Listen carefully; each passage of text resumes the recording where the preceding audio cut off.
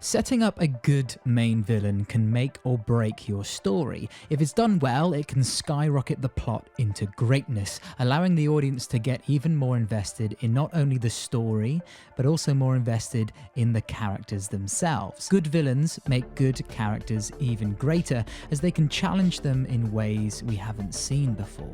But if it's done badly, then the audience will be less willing to get invested into the plot, as all the drama and tension seems to evaporate.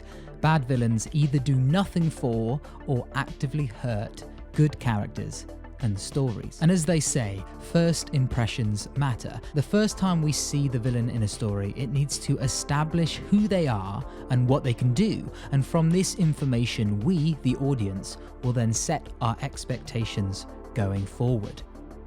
In The Dark Knight's opening scene, the Joker's introduction comes off the back of a backstabbing, chaotic bank heist where he kills everyone in his crew, running off with a busload of money. We see his insanity, his callousness, but also his ingenuity, his intelligence, as he gets away with it unscathed. We know going forward that despite his outward demeanour, that this is a man not to be underestimated. Our first time that we see the Emperor in the original Star Wars trilogy, Darth Vader, the hulking suit of death and darkness that we have learnt to fear, the man who killed Obi-Wan Kenobi, kneels before him, becoming subservient to this imposing, floating head. So we know as the audience where to place our expectations of this character. If Vader kneels to him, then he must be even more formidable. Our first impressions of our villains leave a lasting impact. And so we come to Invincible, the topic of this video. This series really is fantastic in many ways. The characters, the story, the action, and the themes are so well executed. I haven't read the comics, but I've heard from people who have that it is a great adaptation of them. One of the most memorable moments of this show comes at the end of the first episode, Omni-man versus the Guardians of the Globe. Let's be honest here. I'm definitely not the first person to do a video on this topic. I mean, not by far, but I wanted to chuck my hat into the ring anyways.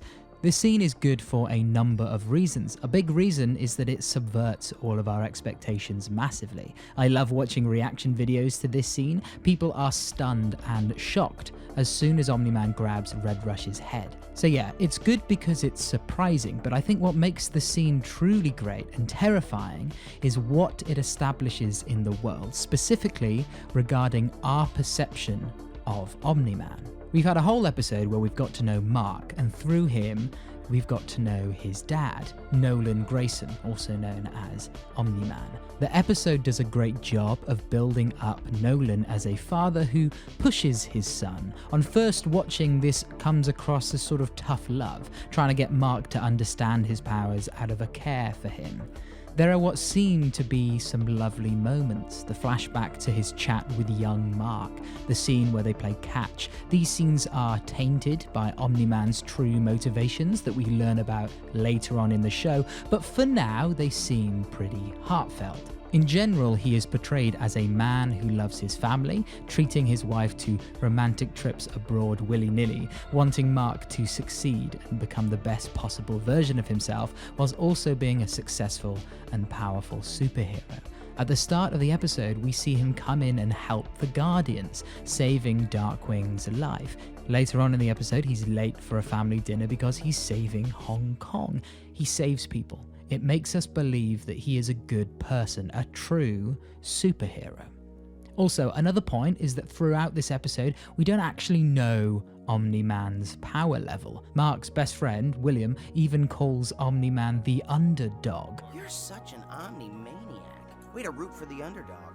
With the Guardians being the protectors of the world, the most powerful heroes there are. Even though he is obviously pretty powerful, we don't actually know how he ranks next to the Guardians.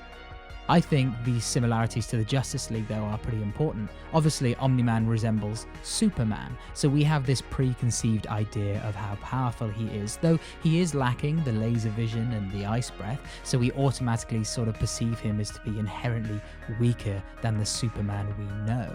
Same goes for the Guardians. They have similarities to the JLA, Aquaman, Batman, Martian Manhunter, Wonder Woman, The Flash, they are all here so we can gauge a vague understanding of what they can do using our knowledge of those legacy characters. And so, when we get to the final scene of this episode, what happens dramatically reframes everything we have seen thus far. Omni-Man shows that actually he is much more powerful than any of the Guardians. He is no underdog, as he takes all of them on and kills them all.